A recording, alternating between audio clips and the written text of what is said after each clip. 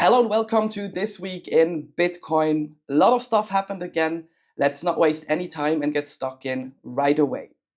The biggest news of the week is the chairman's letter Larry Fink sent to his shareholders, and it's a general traditional thing on Wall Street, on TradFi, and especially with BlackRock, where the CEO gives his outlook on the world of economics, on his strategies, on what he believes will happen in the next couple of months.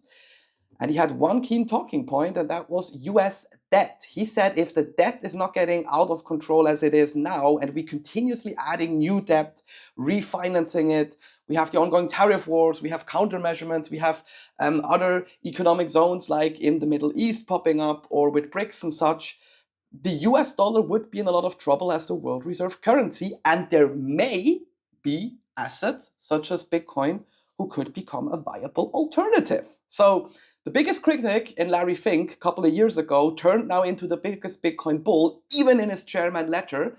And this is big on a few things. Obviously, Bitcoin was not meant to be the Wall Street, bro asset. However, you can now say that a lot of that public recognition helps, and that then further increases the chances of other companies on Wall Street or in capital markets taking notice. And we did see that effect with strategy already, moving into the second news of the week now. And according to a study by Architect Partners, they see 25% of the S&P holding Bitcoin until 2030. Why? It's the best treasury reserve asset. It is predominantly in their words, safe haven asset that performs better under uncertainty. And obviously, once the bull market is in, it rips incredibly. It has a huge upside potential to them. And now, considering that you have the voices of Larry Fink on that end, you have companies who are using Bitcoin and it works, and who then go further with taking on companies like GameStop, who have now essentially raced their way through their convertible senior notes offering, and they will now begin buying Bitcoin. The more this happens, the faster the acceleration pace amongst S&P companies is, and the more liquidity and capital will flow actually into Bitcoin as well.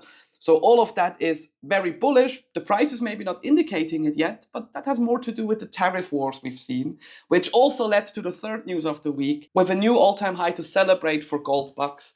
1 kilogram of gold is now worth 100,000 US dollars. We and Bitcoin have already celebrated that mark countless times. But it shows again that uncertainty in the markets.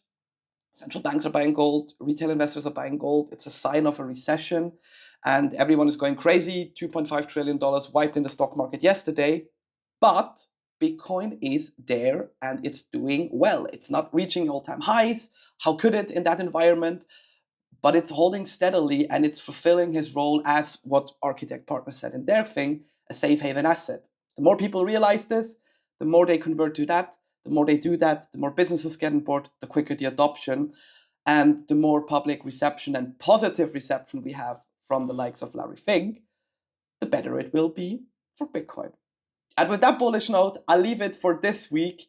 Just like every week, if you have something to say, a comment, want to say hi, or you want to add a suggestion to the show, please let me know with a comment below. And I look forward to seeing you next week again.